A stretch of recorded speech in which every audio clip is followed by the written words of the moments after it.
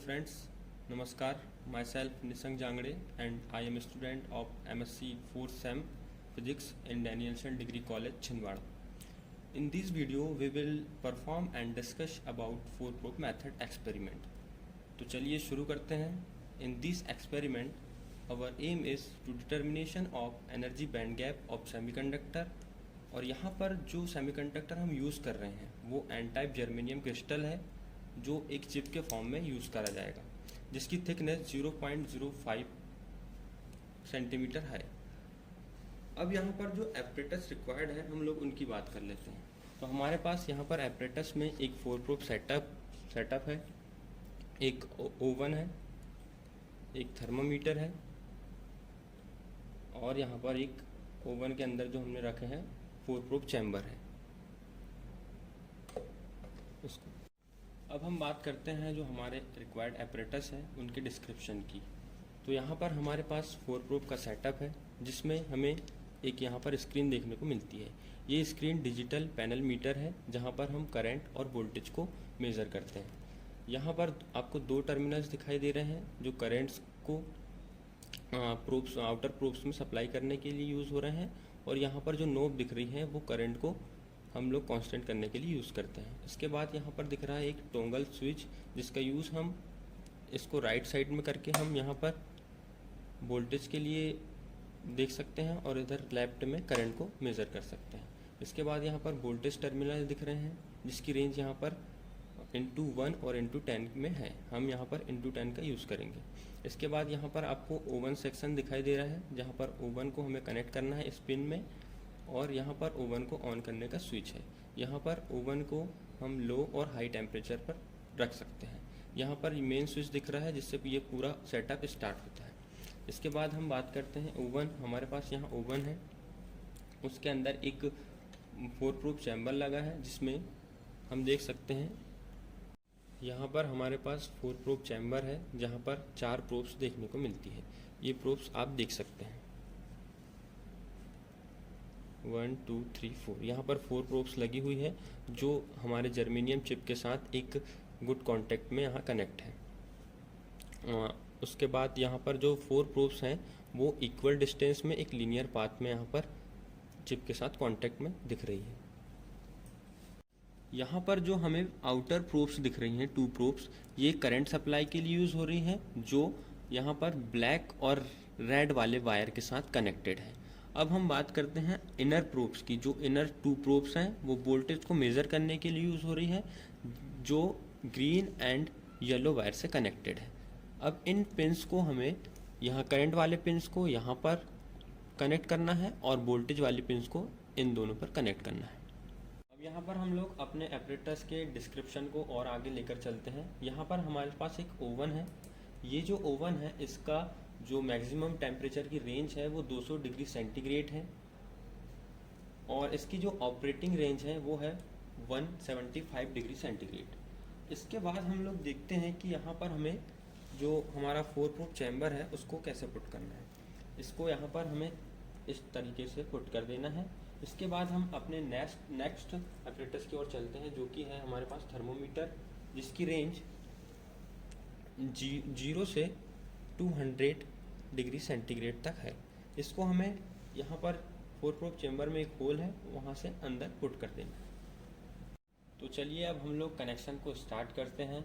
तो पहले हमारे पास ओवन पिन है जिसे हमें ओवन के सेक्शन में यहाँ पर कनेक्ट करना है. ये ओवन पिन है, इसको हम ओवन सेक्शन में कनेक्ट कर लेते हैं. अब यहाँ पर जो हमारे पास फोर प्रोब चैम्बर से जो पिन्स आ रही हैं, 2 पिन्स हमारे पास करंट वाली थी और 2 वोल्टेज वाली. तो करंट वाले को हम लोग यहाँ पर करंट वाले टर्मिनल में रेड को रेड से और ब्लैक को ब्लैक से ऐड कर देते हैं. उसी प्रकार यहाँ पर जो वोल्टेज वाले टर्मिनल्स हैं उसको रेड वाले को रेड टर्मिनल से और ब्लैक वाले को ब्लैक टर्मिनल से अटैच कर देते हैं. तो चलिए स्टार्ट करते हैं फोर प्रोब एक्सपेरिमेंट. तो हम सबसे पहले स्विच ऑन कर लेते हैं. स्विच ऑन होने के बाद हमें डिजिटल पैनल मीटर में कुछ वैल्यूज़ दिखाई दे रही हैं. अब हम यहाँ पर टॉगल स्विच की हेल्प से यहाँ पर करंट की तरफ उसे मूव करते हैं. यहाँ पर अब हम करंट मिली एम्पेयर में देख सकते हैं. इससे हमें इस नोब की हेल्प से कांस्टेंट करना है। इस करंट की जो कांस्टेंट वाली रेंज है वो 0 मिली एम्पियर से 21 मिली एम्पियर तक है, और इससे हम इस नोब से इसे हम सेट कर सकते हैं। तो अभी हम यहाँ पर 4.5 मिली एम्पियर पर करंट को कांस्टेंट करेंगे नोब को with the help of knob.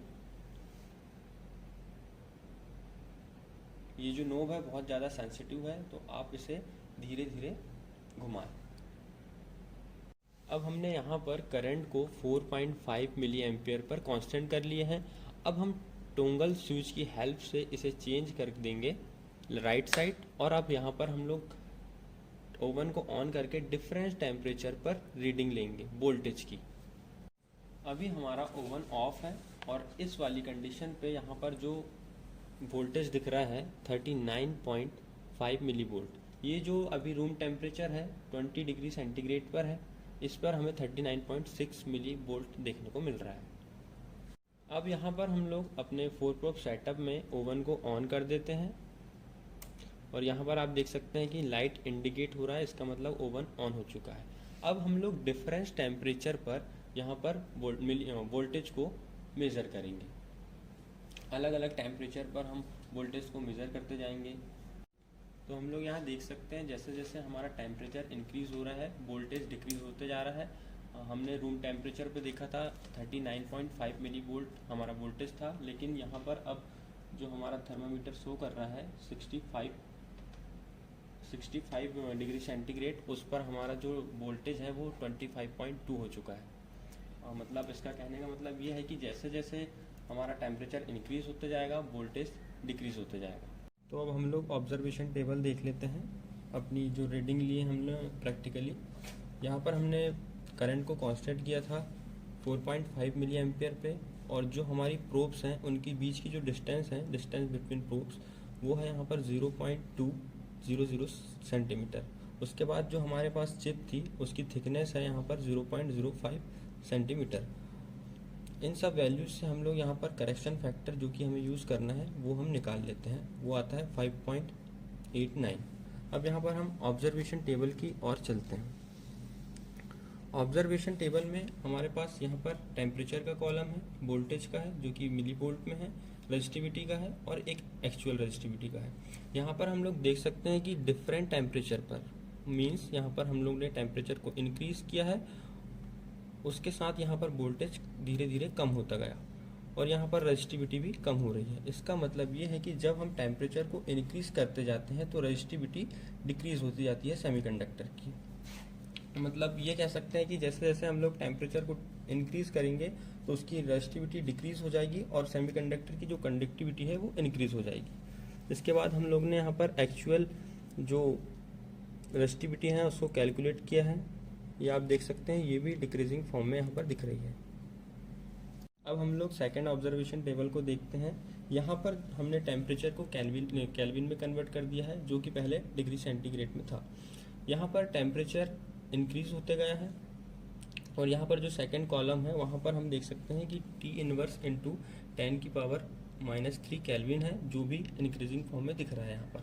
उसके बाद हमारे पास जो रजिस्टिविटी थी, एक्चुअल रजिस्टिविटी, उसका हमने लॉग ले लिया है, और सारी वैल्यूज यहाँ हम देख सकते हैं जो कि डिक्रीजिंग फॉर्म में दिखाई दे रही है। इसके बाद हमें इन दोनों कॉलम्स मतलब T इनवर्स इंटू 10⁻³ केल्विन और लॉग रो के बीच में हमें ग्राफ प्लॉट करना है।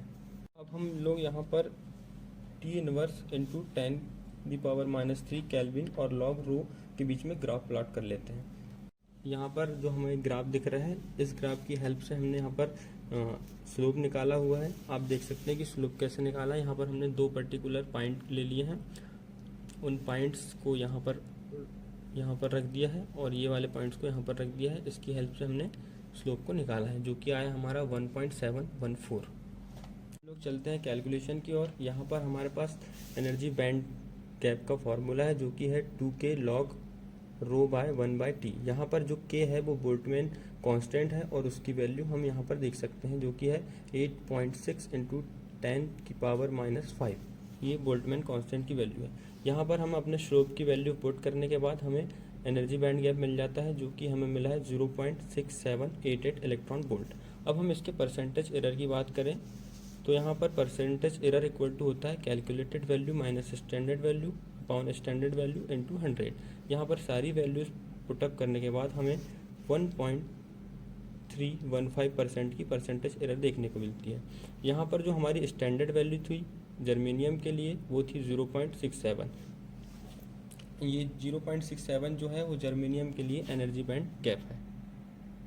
इस प्रकार हमने देखा जो हमारा जर्मेनियम क्रिस्टल था उसका एनर्जी बैंड गैप हमने यहाँ पर फाइंड किया, और जो कि उसकी स्टैंडर्ड वैल्यू 0.67 थी और हमारी 0.6788 इलेक्ट्रॉन वोल्ट आई, और इसकी हेल्प से हमने परसेंटेज एरर निकाला जो कि 1.315% है। इस वीडियो को देखने के लिए आपका बहुत बहुत धन्यवाद।